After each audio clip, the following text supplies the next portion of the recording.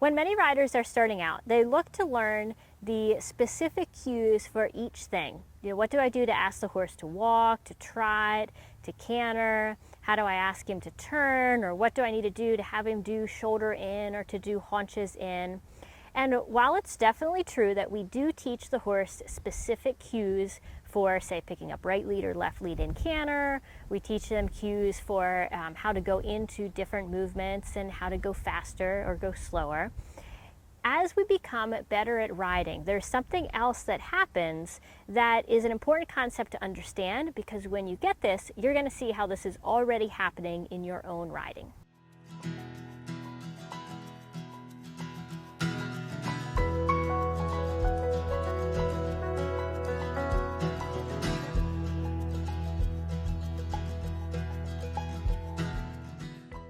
I'm Callie. I'm here today with Ruger, one of our star school horses, and today we're going to be talking about this idea of combining cues and becoming more fluent in the way that we use our cues. Think of your riding as learning a different language. When you're first learning a new language, you only have a limited vocabulary. You have a few words, you have a few maybe verbs or connecting words that you can start to put sentences together, but you have to really just stick to the very basic ways of communicating what you want or what you're asking for or what you're trying to tell someone. As you start to become more fluent in the language, then you can use words like the adjectives or adverbs that describe more specifically what you want or how you want something done. We can think about this the same way with our riding and with how we communicate with our horse. In the beginning, we have to learn just the very basics. We just learn how to ask the horse to go faster. We learn how to use our body to ask them to go one direction or to go the other direction. We start to feel how our movement and our balance affects the horse, and we learn the cues that the horse has been taught. And sometimes these cues can be a little bit different from one horse to another. However, as we start to get more advanced in our riding, then we can start to combine things. So for example, instead of just asking for go into trot, as maybe a new rider would, now you can start to go into trot, but also shift your weight back a little bit, lower your head, go into trot, trot a little faster, take a bigger step. And each of these different pieces has a little cue to it. Now, of course, this also applies, this idea of kind of this fluency in cues applies to our horses as well. So when I'm training a new horse and it's one of their very first rides, I just ask them to go into trot. I don't ask them for all the other little things as well. But as the horse starts to become more fluent, then we can start to ask for more of the little subtleties. Then I can start to ask for that trot with also lower your neck a little bit more, reach a bit more, step up more with your hind leg. And as this happens, this is when movement starts to become even more and more beautiful.